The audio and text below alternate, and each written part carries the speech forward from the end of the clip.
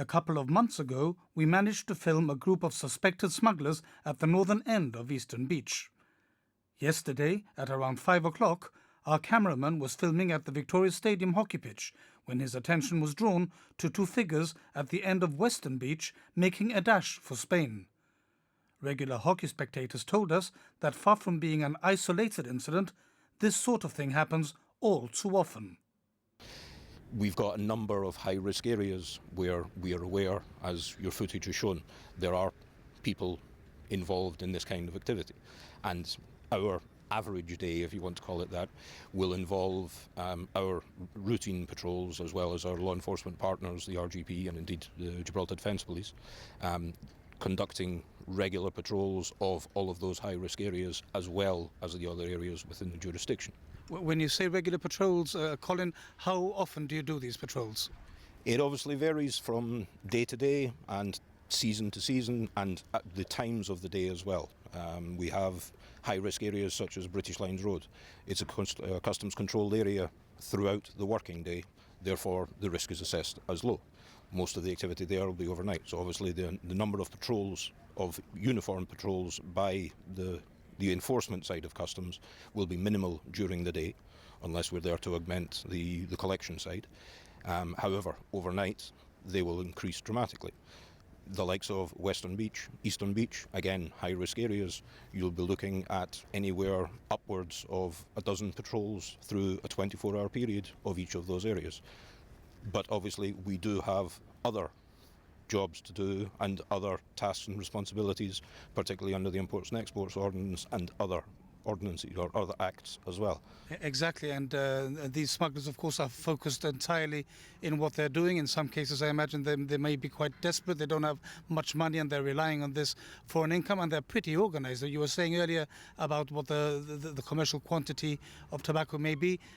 From other conversations that we've had in the past, they apparently know that as well, and they make sure that they stay within the limits, so they're all the time trying to, if you like, outthink and outwit you, aren't they? Yeah, there's a number of trends that we've noticed, certainly of late and over the last couple of years, whereby, for a start, you look at the nationalities of the people involved.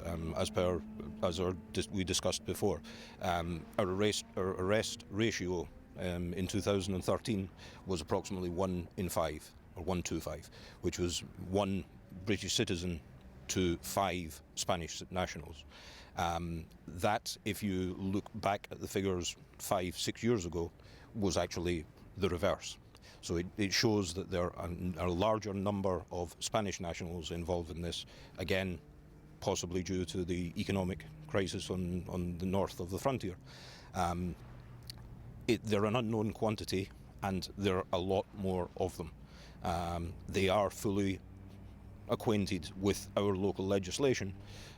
They've learnt the hard way, but they are acquainted with our legislation. They know what a commercial quantity of cigarettes are, which gives additional problems for our people in the field, because whereas previously we might be dealing with 2 or 3 people, now we might have 2 cars with 5 people in each car.